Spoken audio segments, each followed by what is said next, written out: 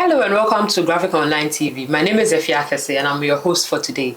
So this is a lifestyle segment by The Mirror where we usually speak about relationships, health, women empowerment, art and entertainment and everything in between. But today we are having a very personal conversation. Have you heard about intersex before? When you hear intersex, what comes to mind? I know that for most people it will be about someone with a male and female sexual organs, so having a vagina and a penis at the same time.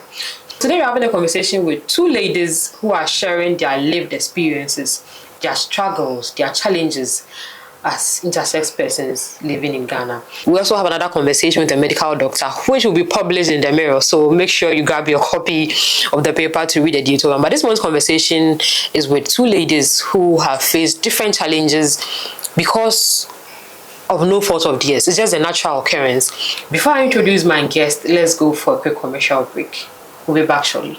Information is a great source of power, adding to your options, knowing that quality and standard remains intact and our content, which is accepted as truth and accuracy every day, is accessible on the go. Access your favorite daily graphic and our weeklies The Mirror, Graphic Business, Graphic Showbiz, Junior Graphic, and Graphic Sports on Graphic News Plus app. It's the digital replicas of our work. Download Graphic News Plus app on the Google Play Store, Apple App Store, and available on www.graphicnewsplus.com as you remain abreast of and keep pace with on-the-minute news updates on the go. Home sweet home. Welcome family and friends. Choose the bundle that best works for you from as low as 10 Ghana cedis weekly for unlimited access to all publications. Graphic, truth and accuracy every day. Welcome, ladies. So I have Janet Akutey. Did I get your surname right, please? Yes. And Fafali's surname there should beat me. Fafali Akortsu. Yeah, okay. Welcome, ladies. Thank you. So, Fafali is the founder of the Intersex Persons Association of Ghana. So she does a lot of advocacy with her foundation. Is there a foundation? Yeah, her foundation, raising awareness on this condition. Janet is also a member of the foundation. She's a young lady who has been through different phases, and today they are here to share their experiences with me.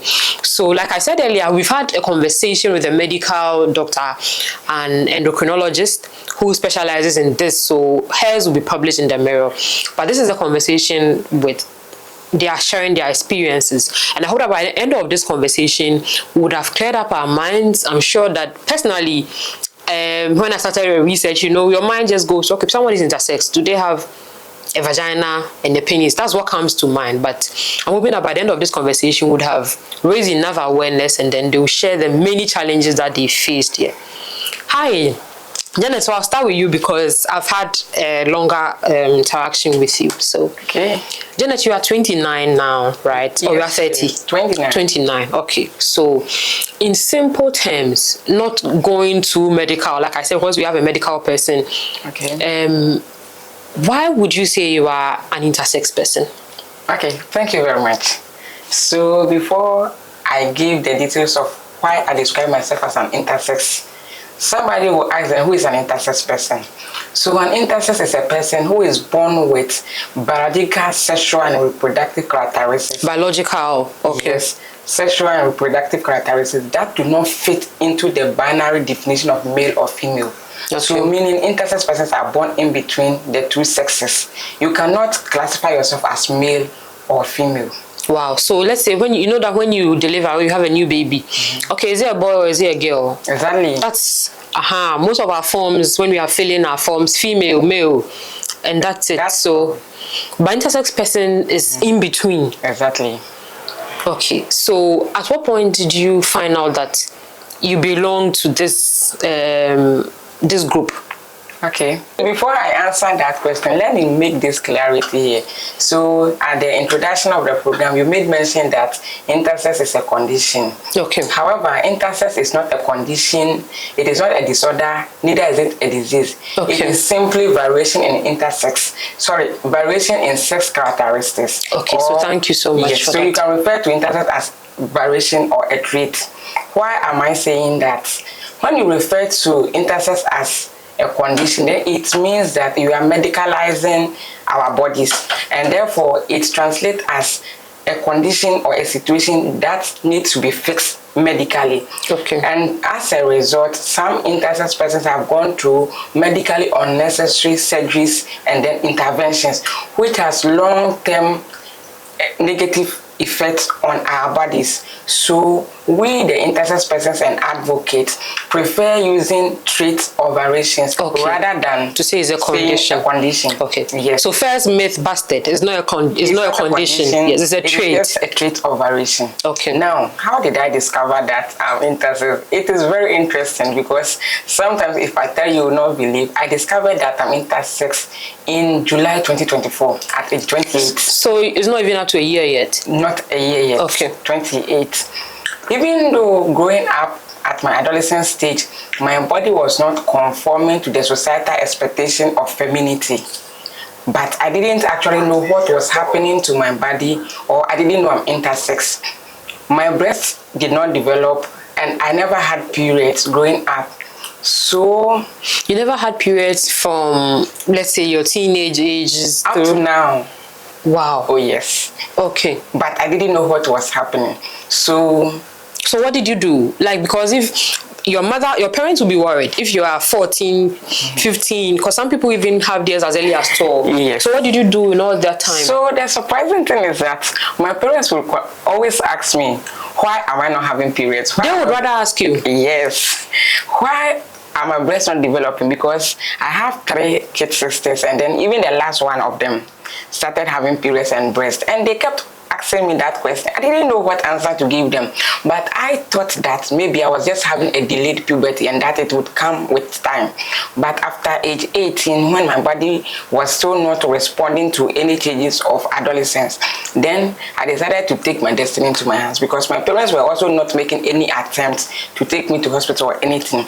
So I started moving from one hospital to another for a while, but nothing changed. And then I resorted to spiritual interventions. Okay. But avail. Janet, okay, Janet, before we go into the spiritual and other interventions that you sought over the years, I would want to come to Fafali. Fafali, so you are the founder of this society. When was this founded? Okay.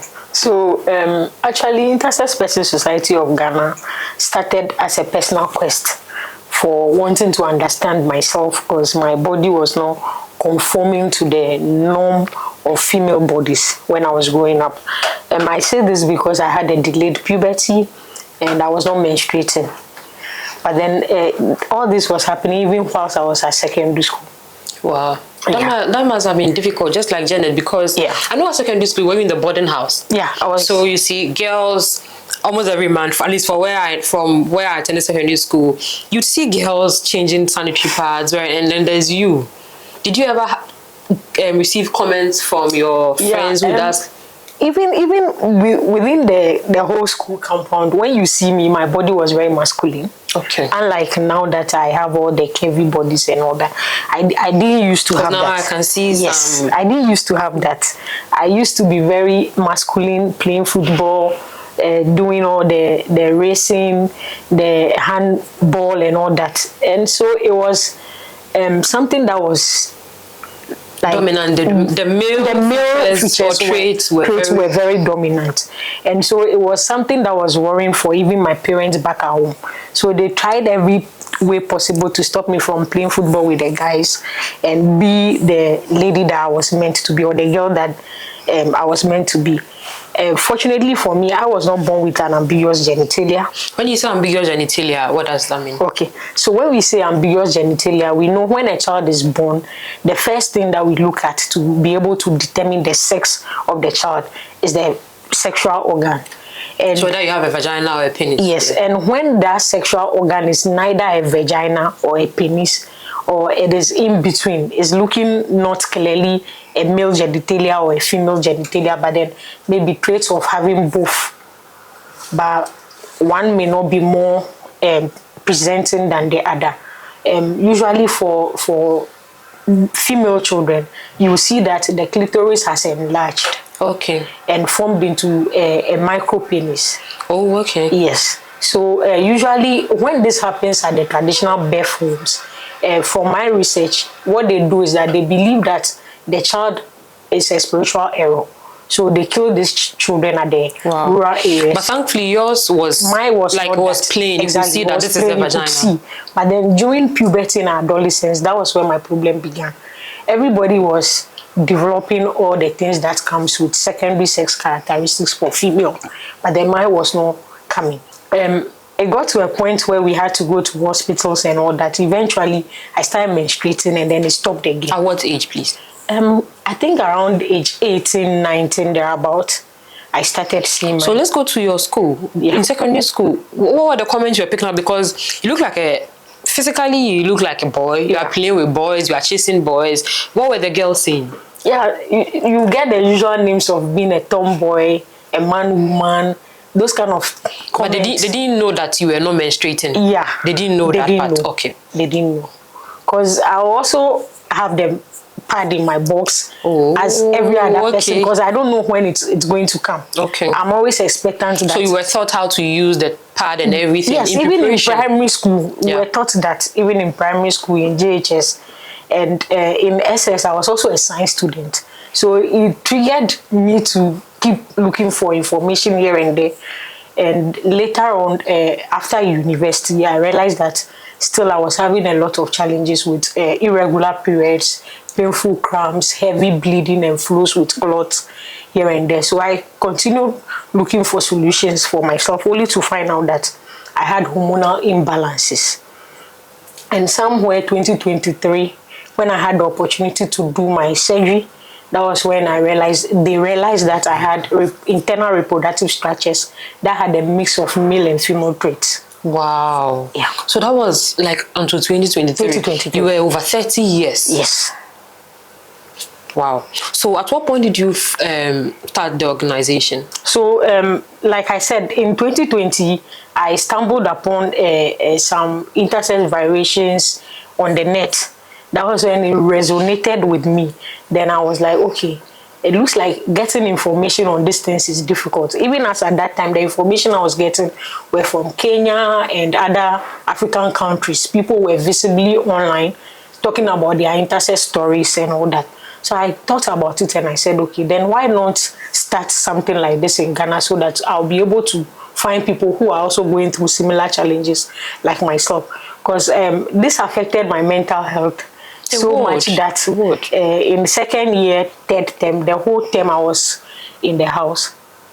I was sick, and then my aunties and then their friends were all of the view that, okay, why don't you do a pregnancy test? Probably maybe you are pregnant and then the menses didn't even come before the pregnancy came in. So maybe that is it. So we kept looking for solutions, and I started this as a small group in 2020 for intersex. How did you find, because I know that is a very private, like when you look at Janet, for instance, Janet, you won't meet Janet anywhere and describe her trait or call her an intersex person, because she is, even you. So how did you find your members? So like I said, I was on the net looking for information. So after getting that there are people, there are groups, I also created the group on Facebook. Oh, okay. Yes, so when I created the group on Facebook, the first thing I saw was people who were in Ghana. They started following the page and then they were inboxing. Okay. So through that, I also got a story from GH1 about some twins that were born Akutey and Akoko. But then later, during, I think, GHS primary, they also started developing full male features. Currently, they don't have the breast. They are so masculine. They have full-grown beard. And they also wanted to change their name, which is not possible currently in Ghana for you to change the name on your birth certificate and even the sex marker. Because in our system, we still have the traditional male and female on our birth certificates and even all our documents. So if, even for them, so if they were going to change their names and their sex, they were born Akutey and Akoko. Yes. Now they are Adeoko and Akwete. They are now John and Joseph. John and Joseph. Yes. So were they going to change to write male now, or? And what happened was that they even had to drop out of school because they were not comfortable wearing the female uniform to school. And one of them was so good that he was even picked to play in the female Black Queens. But then because they had to do the medical exam and all that, they detected that they were not fit to play for. They had more male ones. Wow. Okay, so let's come to your membership. Now, how many people? I wouldn't want to say we are this number because people keep coming up every now and then. And when we hear stories, we also try to follow up on them. So I'll say we are a growing community. We are a growing community. Yeah. Okay. We are a growing community of intersex individuals. When you started, you know that sometimes when you want to start something which is not the norm, did you have opposition from your parents? You know, it's like, oh, you are going to tell everybody that you have this trait. Yeah. I was about to say you have this condition, but I remember Janet's correction. Yeah. So like I said, this is like a learning conversation for all of us. So they'll say, okay, now you want to tell everybody you are not menstruating. You want to tell everybody that you have hormonal imbalances. Did you have such? Yes, I had a lot of backlash, especially from my immediate family. They were not comfortable with me coming out to tell my story because already the rumors are already there in the neighborhood. This is a man, woman, this is that, and the stereotypes are clear. So it was up until somewhere 2023. where they got to realize that no, I am no longer hiding this thing and I want the whole world to know. Because the loneliness that comes with it, the mental torture that comes with it. I know others are going. Fortunately, after SS, I started developing the curvy bodies and all that. But then someone like Janet still doesn't have that. Janet doesn't have even fully developed breast at her age. So what are those people going through? So coming together, having people who are in likeness, and it gives you a sense of belonging.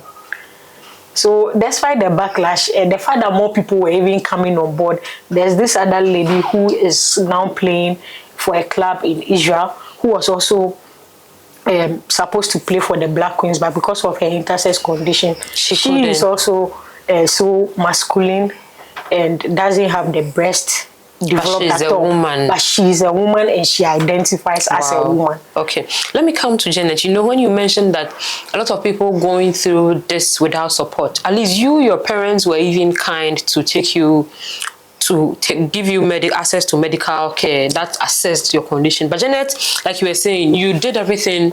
You took everything into your own hands. So how did this start for you from 18? Yeah, so I started going to hospitals, and the unfortunate thing is that when I go to the hospital, they do an ultrasound scan, and then the internal organs, the ovaries, and then the uterus are visible. So because of that, they conclude that, oh, I'm okay, everything will be fine. Sometimes you'll be given medications, and then you will be appointed to come for a different review. I continued that way. Nothing was happening. Then I was seeking spiritual intervention too. Nothing was happening. So what sort of spiritual intervention did you see? I'm a Christian, so I've been moving from one prayer center to another, praying that things will change, but nothing changed. So I continued going to hospital. Let me come back to this. I know that sometimes people take advantage of certain situations, and people are exploited, especially in purported prayer camps and spiritual homes. What was the experience for you? Did you encounter anyone? So looking at the situation, it is something that you cannot share with anybody. So most of the time, I just go to the prayer centers to pray on my own, because I don't tell anybody. I don't remember telling any spiritual person to lay a hand on me and pray for me or anything. But I just go to prayer camps, go and live there for weeks and pray. With your own prayer request. Yes. But did you ever have a conversation with anybody? Were you bold to have a conversation with anybody with a spiritual eye for the person to understand what you did? You ever have? Not until last year. Not until last year? Yes. Was it like another prayer center? No, that is my campus pastor at Pentecost University. And that is when I have discovered that I'm intersex, and I wanted to come out because I had gone through a lot of psychological distress to a point that I even wanted to commit suicide. Yes. But when I found the society and then I found support, I realized that a lot of people might have been going through similar, because if Fafali will attest to that, a lot of intersex persons have attempted suicide several times. Even those who have not actually attempted it have planned. Because myself, I was at the verge of committing suicide. So then I decided to confide in my pastor and tell him that this is what is happening to me. How did you receive it? It was a shock, because he was also hearing it for the first time.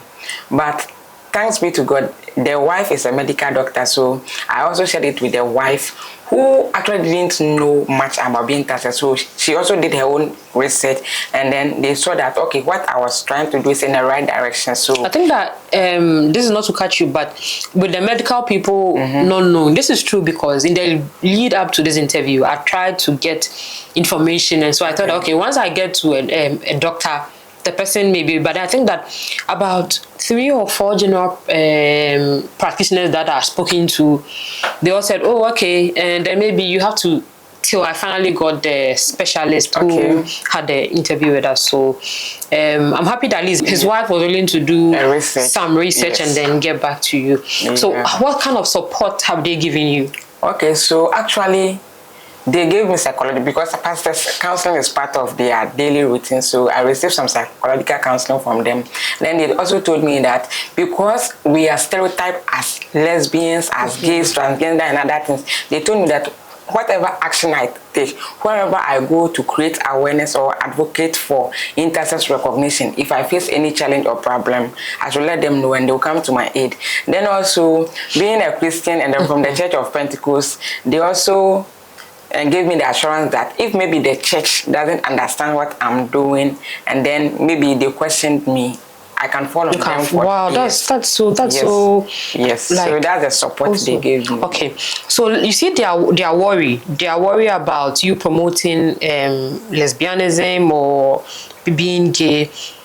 I think that is a common what would I even call it?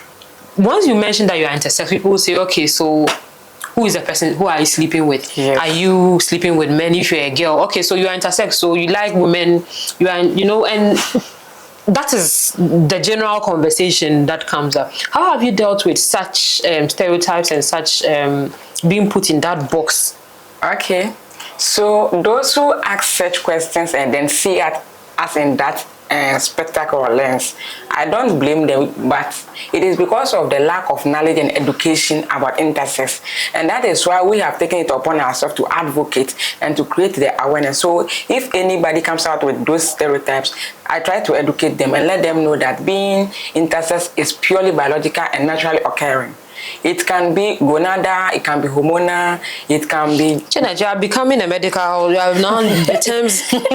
Yes. Like you've done a lot of research on this. So exactly. yours specifically, I think that we skipped that. Yours specifically, what is the trait? Okay, so again, I was about to say, what is the condition? So until now, no doctor has explicitly told me which traits I have, because the doctors will never tell you are intersex this or that. But because I have taken it upon myself to educate myself, I have read enough, and then I've realized that my trait, until further proven, it's Swyer syndrome. Is what? Swyer syndrome. So what does that? So Swyer syndrome is one of the intersex variations where a person is born internally with XY chromosomes, which is typical for male persons. But because their bodies do not respond to androgens, they are not able to convert testosterone into androtestosterone, which is an advanced level of testosterone. So it looks like you'll be going to medical school very soon, because now you've taken the conversation.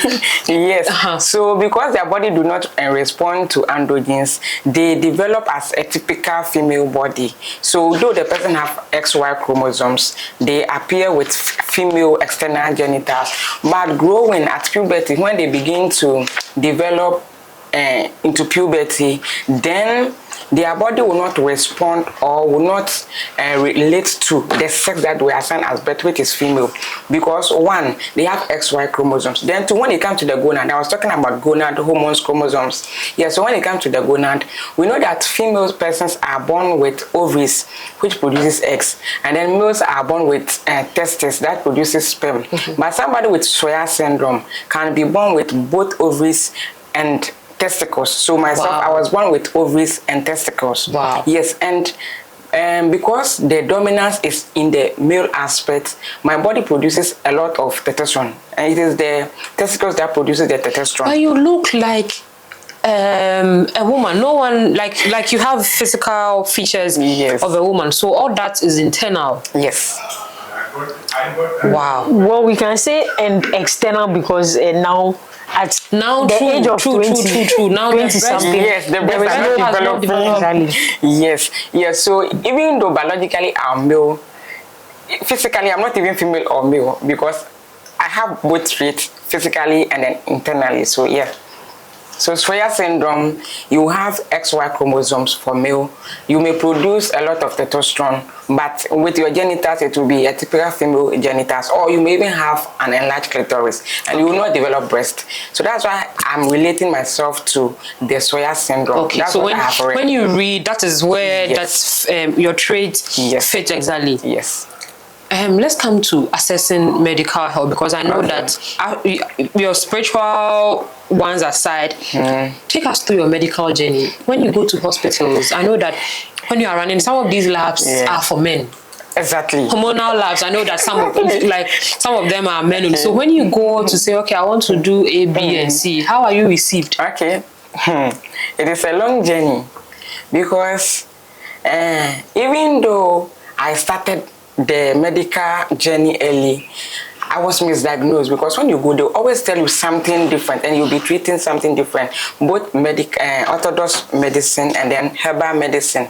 And what helped me is that at one of my visits to a herbal center, I was asked to go and do a CT scan, and then it was diagnosed that I have uterine hypoplasia, which is hypoplastic uterus. Hey, the uterus is present but underdeveloped. The ovaries are present, underdeveloped. Then it affects the upper part of the external reproductive organs. Yes, but I was told that I can be giving medications and then everything will be corrected. At the herbal center. Yes, and I took a lot of medications. Nothing was happening. Were they concoctions or pills? Or? No, really, they are natural supplements. Yes, and then when there was no result, I switched to another herbal center.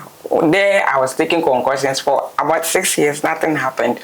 Then I started going to the orthodox hospital again. And one funny thing is that, you see, as a lady, when you go to the hospital, the first thing they will ask you is, when last did you have your period? And I told the doctor, I've never had period. Oh, wow. Then other questions will pop up. And the most painful thing is that the doctor called their colleagues and the other nurses to come and see a lady here who said she has never had period.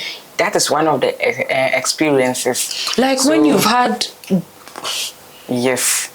So they should come and look at... It is weird to them, so they should come and But I'm not surprised, because I remember when I was giving birth in this public hospital, at a point, I don't know, one of the nurses was calling someone to say, oh, come and look at the room. This one, it looks different. I was like, hey, mommy. Yeah, before now. Like, that was like...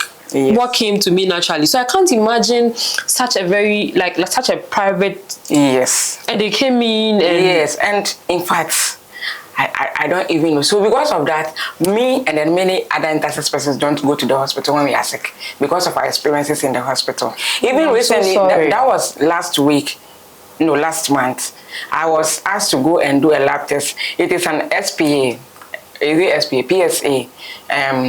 Prostate specific antigen test, and because it is normally done for male persons, when I went to the lab, there was a lot of drama because they don't understand why a female should be doing a PSA, and I told them they should do it for me. I know why the doctors are doing. In fact, it was an endocrinologist who requested I do it, but they said they wouldn't do it for me. I had to walk from the lab, go back to the hospital, get the doctor's contact. When I came, they should speak with the doctor. They said they will not speak with the doctor, and a whole lot of drama. So they made course. I don't know who they spoke to. Then finally they decided to do it for me. Then after 1 month, when I was I'm sure they will all be looking at you like they'll be passing. Exactly. This is the woman who's come here to check your prostate. But you're a woman. Then when I was going to take the lab after 1 month, the same drama happened. That is just the aspect of my personal experience. Then when it comes to the testings, the karyotype, one of the major tests that can determine your intersex trait is the karyotype. And it is not done in Ghana. It is very expensive. It ranges between 3,000 to 7,000 cedis.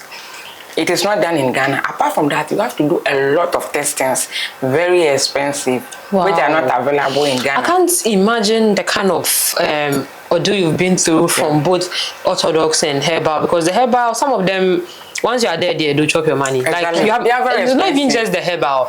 Once you present with a condition or a situation in the hospital, they will definitely find like some medications for you. And they'll tell you they can treat how has it been? Because I know that all these are these tests and things you are doing, are they covered by NHIS? No insurance covers them, because even our healthcare is considered plastic, cosmetic plastic treatment, so it is not covered by any insurance.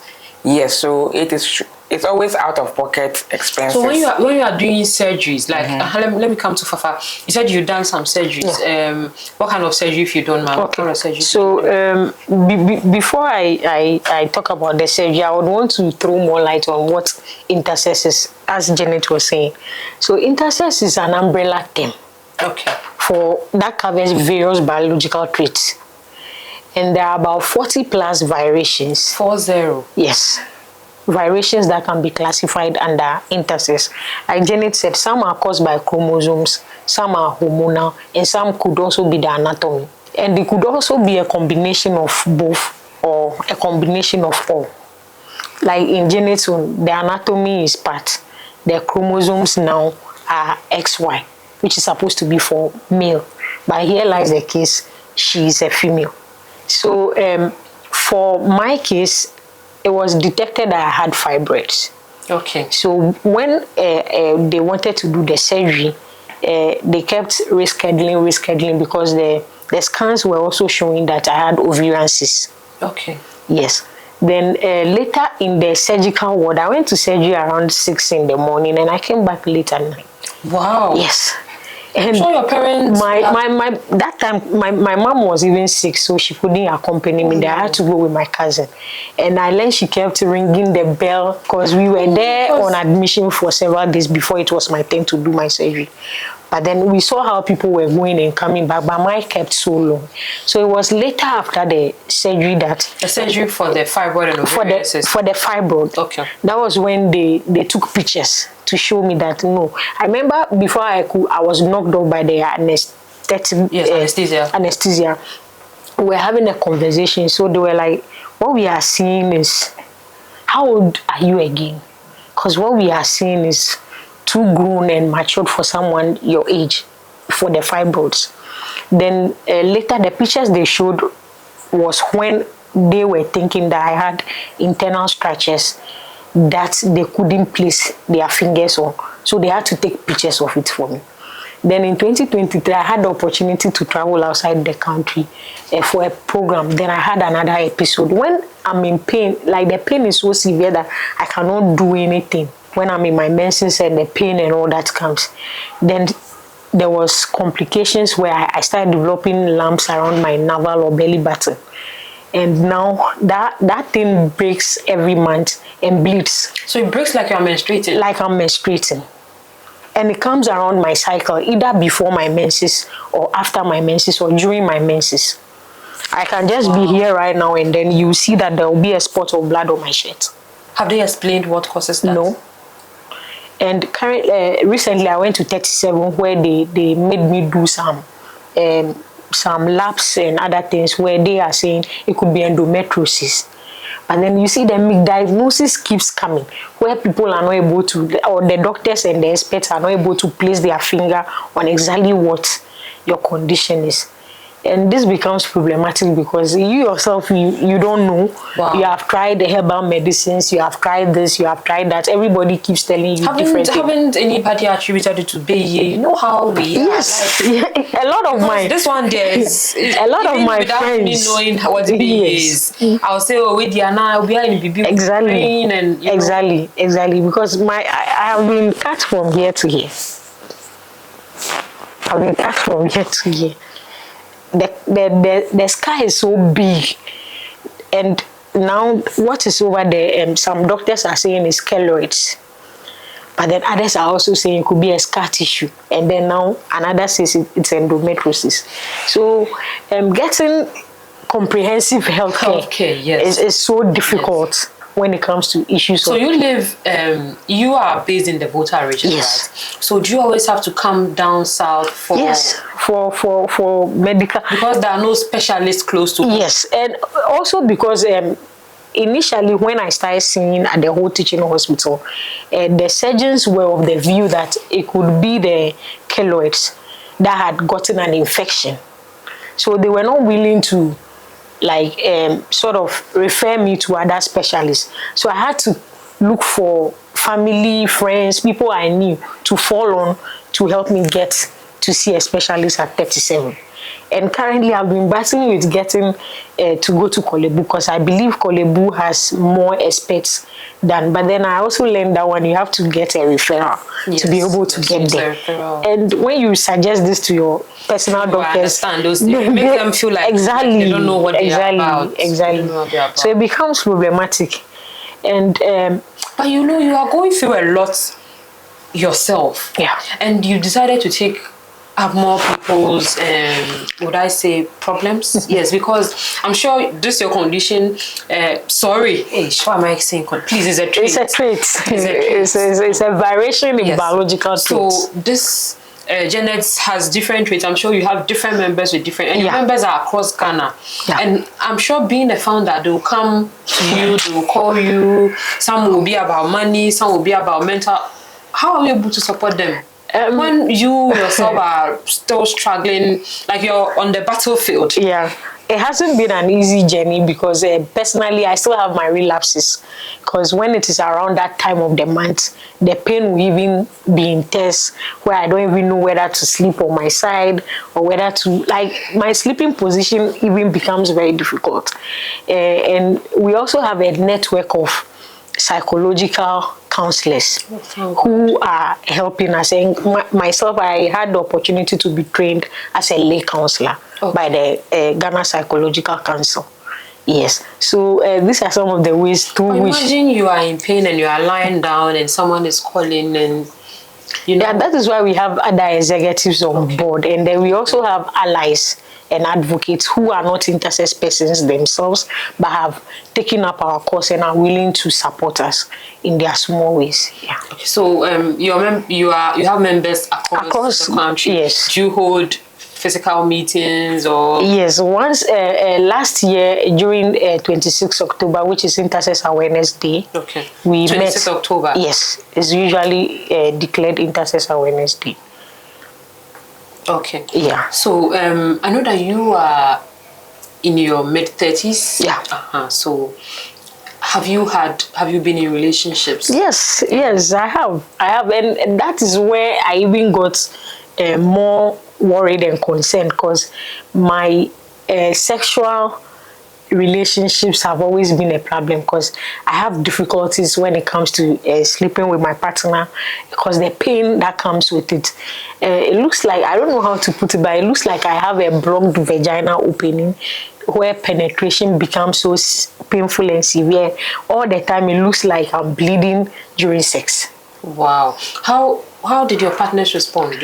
Yes, so the first experience, they always think, okay, I've met a virgin, but then you have to continue explaining yourself to people every now and then. Because if, let's say, on a first encounter, they will see blood, they'll see, okay, a virgin, and the second time blood, they shouldn't, wow. Exactly. So that must be hard. It's really hard, and all my life I've never missed a period where it was attributed to pregnancy at my age. Janet. Hello. let's come to you. You are also 29. Have you had any relationships? Have you? But you said you are a deaconess, so yeah. Okay, at the Church of Pentecost. Yes, please. Okay. Have you had?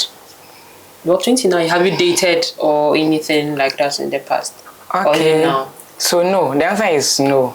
No, because you see that as a lady from puberty, the guys will be approaching and other things. But how are you going to explain yourself? And then the first thing that will come to mind is, can I confide in this person? True. And then and disclose who I am to the person? And how is the person going to take it? Because our lives are all about secrecy and hiding. Because in the society, we are considered as somebody who is bewitched, somebody who is a bad omen, and somebody who is cursed or a taboo in society. So already, even your parents don't want to talk about it. So how can you confide in somebody, a third party, and then open up to the person?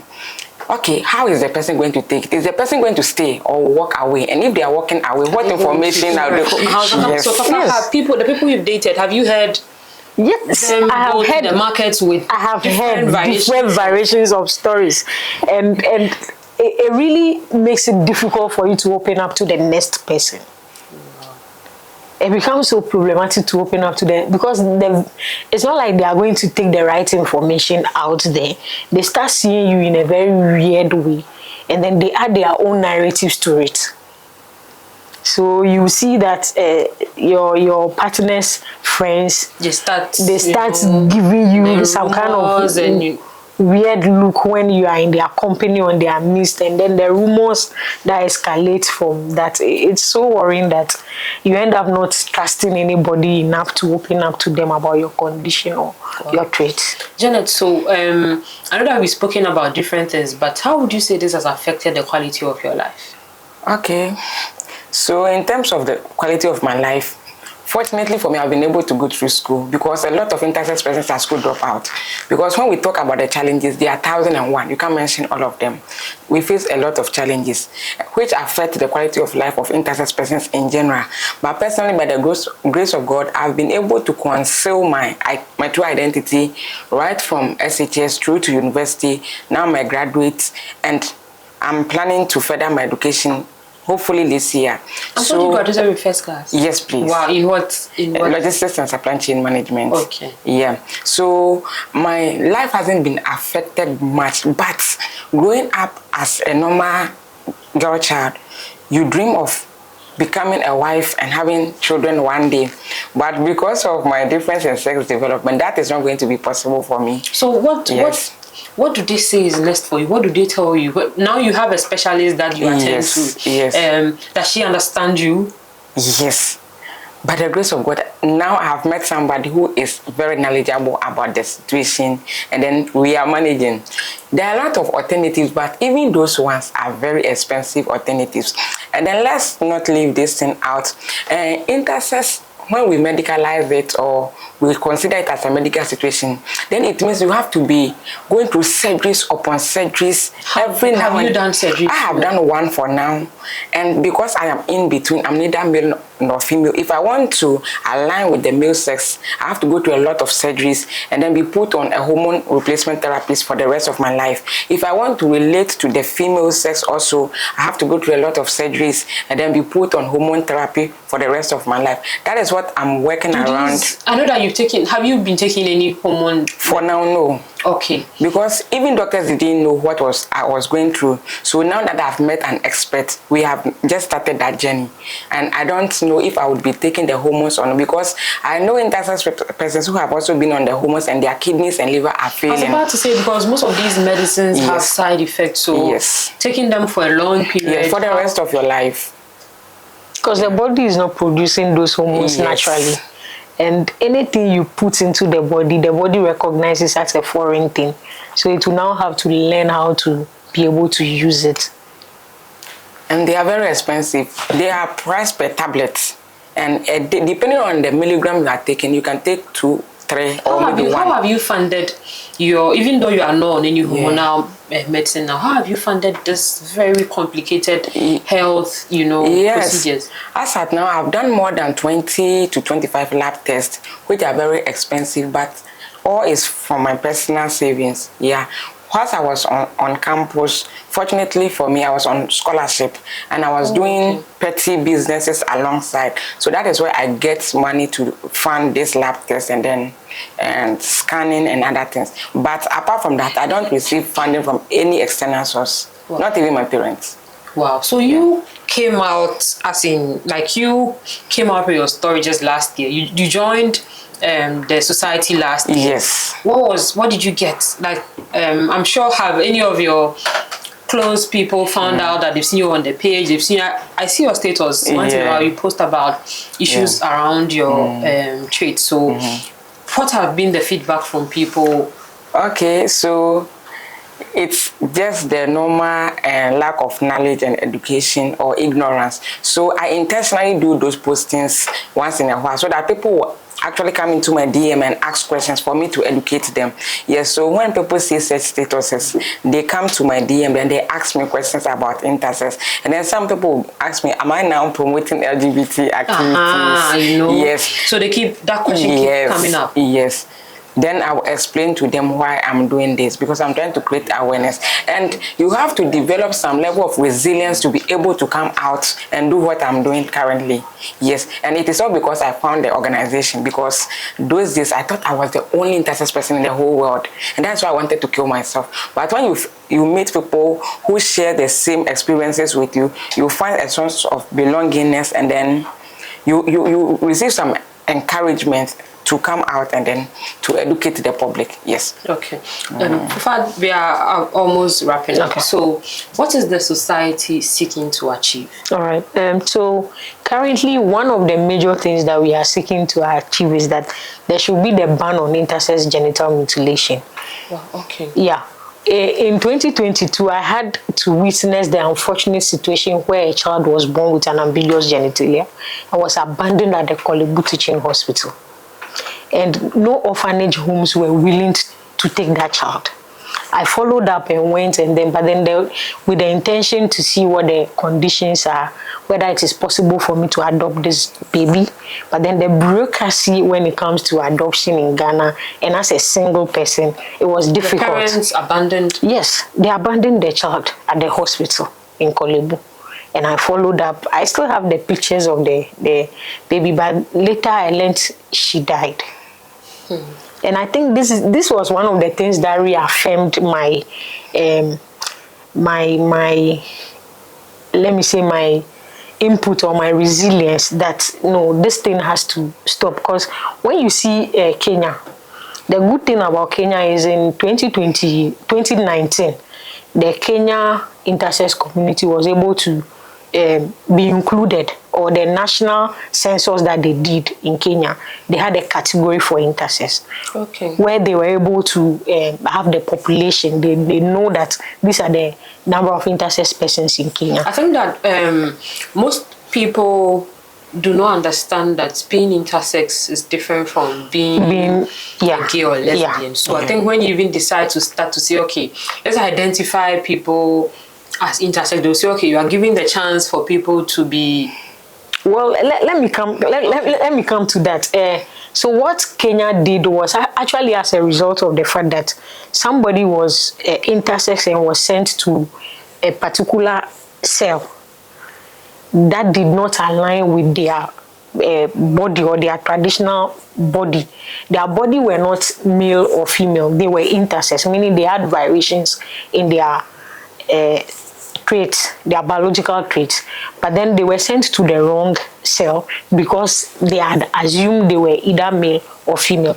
Then there was also a baby that was born in a private hospital with ambiguous genitalia, and then the doctors placed a question mark over there. You know, when a child is born, the records are male and female, but this hospital didn't know where to assign this child, so they did the question mark. But the parents were rich enough, so they pursued the case.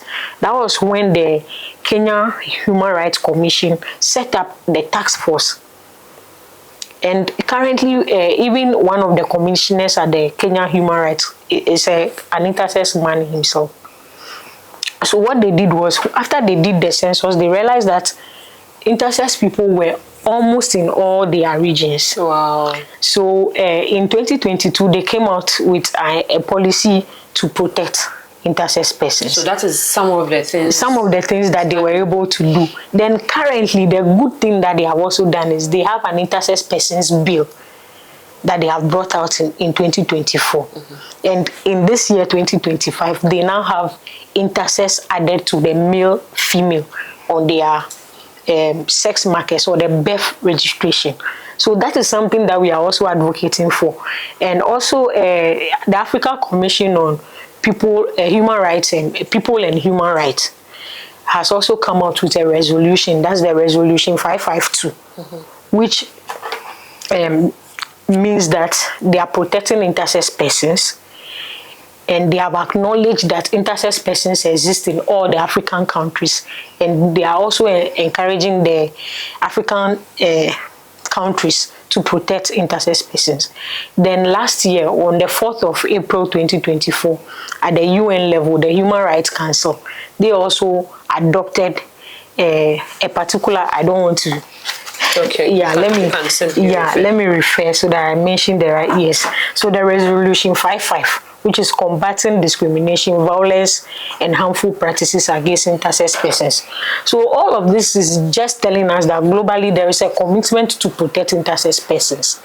Now, what can we do in Ghana differently? Mm-hmm. So at the Intersex Persons Society of Ghana, one of the things that we are doing is education. Because currently people still do not really understand what intersex means. So we are using our platform to educate and create awareness about our issues by telling our lived experiences. When you go to our YouTube channel, I have my documentary there telling my stories, and then we have started documenting that of Janet as well. And so another thing we are also looking at is when there was the introduction of the anti-LGBTI bill, we as a community wrote a memorandum to the Parliamentary Select Committee, mm-hmm. stating that we are a biological variation and not a sexuality or a sexual orientation. So we should not be added to that bill. You were added? We were added. Intersex was added to the anti-LGBTI bill. So we wrote that memorandum as a society to Parliament. And when we did that, the good thing that came out of it was one of the proponents of the bill was also heard saying that yes, intersex has to be removed. And also the advice from the Attorney General's department, I saw it myself, I read it, and it also, the advice was that intersex should be removed. So before the Parliament died with the bill, currently I don't know what the next surface is going to be like. But then we are hopeful that looking at these two laws, that is the Africa Commission on Human and People's Rights, the Resolution 552, which is on the promotion and protection of the rights of intersex persons in Africa. And then the UN, the Human Rights Council, that's the Resolution 55, which is also combating discrimination, violence, and harmful practices against intersex persons. We in Ghana here can also leverage on that, maybe find a way to include us in data collection efforts. Yeah, let me just interrupt a bit. So you see that, I know, do you have members? There are men who will present with hips, well-rounded breast and everything. Yeah. And so, which apart from people call, then this person there, he's a gay. You know, do your members share such experience? Yes, and so one of the things that we are also doing is that we want people to tell their life stories, so that at least when you hear the story of how that person developed those things, you'll be able to empathize with the person and also find a way to understand that rather than judge. And also, if we do not come to where we understand that these variations or people with these differences in sex characteristics exist among us, they may be prone to getting aligned with the other community, that is the LGBTI community, the LGBT community. And if we are able to bring them together and advise them, they will not fall into the hands of the other people. Because yes, definitely there are people who are gay and they may be attracted to such a guy who has fully developed breast, the hips, and the voice is so feminine. such that has gestures, everything. But then we cannot also say that every person who does that is intersex. Yeah, exactly. I get it. Yeah. I get it. Thank you very much. So, Janet, you wanted to say? Let me add something small to what Fafali said. And with regards to the IGM, intersex genital mutilation, you see that when a child is born and then it is not clear from the manifestation of their genitals, whether they are male or female, doctors and parents want to assign the baby a sex so that they can register the birth of the child. And you see that registration of birth comes with name and sex marker. So at the hospital, they rush and send the baby to the theater. And according to doctors, it is easy to surgically engineer a female out of an intersex person than male. So a lot of intersex persons that have gone through surgeries were assigned female at birth. So what they see to be maybe a micro penis or an enlarged clitoris is cut off, and then they assign the baby a female surgically. And the most painful thing about that is that because that hole has been created, but it's not something that God did, it might close along the way. So you as the mother, you have to be dilating your child every day, at least 30 minutes in the morning, 30 minutes in the evening. Wow. They will give you what we call dilators. They are designed like a penis, and you'll be inserting it in the baby every day to sustain what has been created. Then this child has been assigned female through surgery. They grow at age 12, 13, 14, at puberty. Then they start developing a masculinity. So at the end of the day, the surgery too is irreversible. So the person doesn't develop breasts, the person doesn't have periods, they develop masculinity, body and facial hair and other things. But you cannot go back. You can't reverse it. So that is why we are advocating that when a child is born and you cannot tell whether the child is a male or female person, they should wait. They should hold on with the surgery. The child should be brought up. And intersex is more psychosocial than medical. So they should provide psychological counseling for the parents. And then when the child is growing through, they should know how to provide care for the child so that they will accept themselves. When they get to puberty, because me, I was just growing as a normal female person until puberty that my body didn't align with the female sex. So when they get to puberty and then they begin to develop masculinity, then you know that this person is aligned with the male sex. If it is otherwise, then they move on with that. Because when the surgery is done, the child needs to be put on hormone therapy. How many average Ghanaians can afford the hormone therapy? And then from the little research we have done, after the surgeries, no follow-ups are done. So intersex persons face what we call gender dysphoria.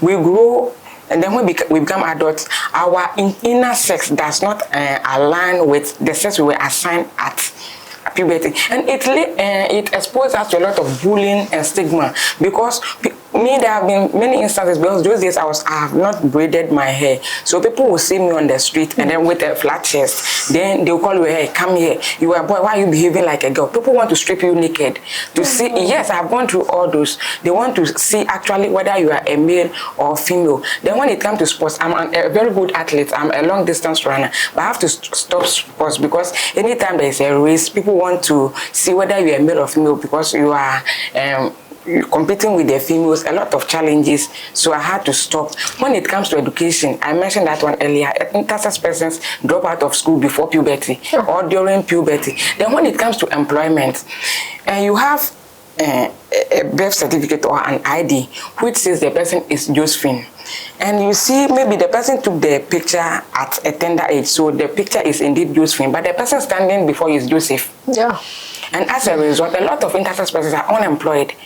When it comes to our security services, you cannot be enlisted in the military or the police as an intersex person because they can't classify you as male or female. Even having bank transactions, sometimes we are accused of impersonation because you're having your own ID, but because now you have grown and then your body has changed, not in line with what is on the ID. Because of that, you cannot have access to bank transactions. You cannot vote because it is at age 18 that you can get a voter's ID. And you were assigned female at birth. When you go to 12 years, you develop as a male. And so because of that, you can't even have a voter's ID. So the challenges we face are a lot. So one, the intersex genital mutilations must stop. A lot of countries, Australia, Malta, Kenya, a lot of them have enacted laws that give intersex persons the opportunity to change their sex markers when they grow and then they don't align with what was assigned at birth. Ghana here, it is not available. So if somebody was assigned female at birth, you will see a man walking around. Akwele and Akoko are typical examples. But when you see their documentations, they are female. And when you go to any... So their voters ID card shows female. Yes, exactly. Yes. And what we are advocating for is that even if they cannot wait for the person to grow before they assign the sex marker, they should put the intersex there for us. Because somebody like me, if I don't wear a bra, if I don't dress feminine, or maybe even if I cut my hair, and I come and I tell you that I'm Janet, you will not agree. Fine. If the law permits me to change my sex marker, there are only two markers, male or female. I don't fit into it because one, I don't have a penis, so I cannot call myself as a male. I don't have a breast, so I cannot call myself as a female. Even internally, there are a whole lot of other things. So they should recognize us as intersex, so that today, if I want to change my sex marker from female to intersex, I should be able to do it. That's what we are advocating for. Policy changes. Yes. Medical reforms. Yeah.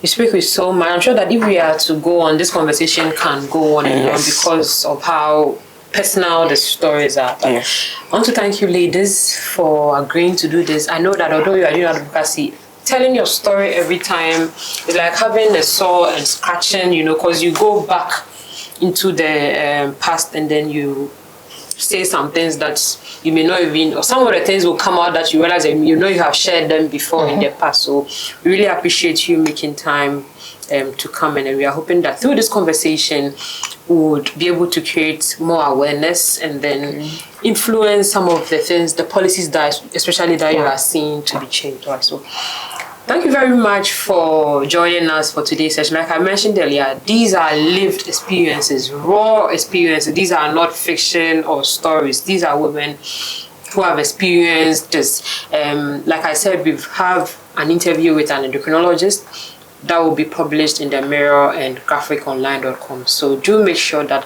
when you watch the video, you also go to read about the medical expert's view, or what it is, how it is explained medically, so that you get an overview. And so like they said, many people are born with different conditions, and I bet they are assigned a male or female. People's vaginas, the clitoris are bigger, they are cutting them, and it's a whole lot. And I'm sure that you may not even know that someone close to you has this condition. So let's be kind, let's continue to provide support for people, and let's stop spreading rumors, because I'm sure that all of you have experiences where things have been said about you in different. Thank you so much for joining us. My name is Fafali Akortsu. I've been your host for today. So we'll see you another time for another conversation. This has been the lifestyle segment sponsored by the Mirror. Thank you. For more news, please visit our website graphic.com.gh, or follow us on Facebook at Daily Graphic and on YouTube and Twitter at GraphicGH. Subscribe now.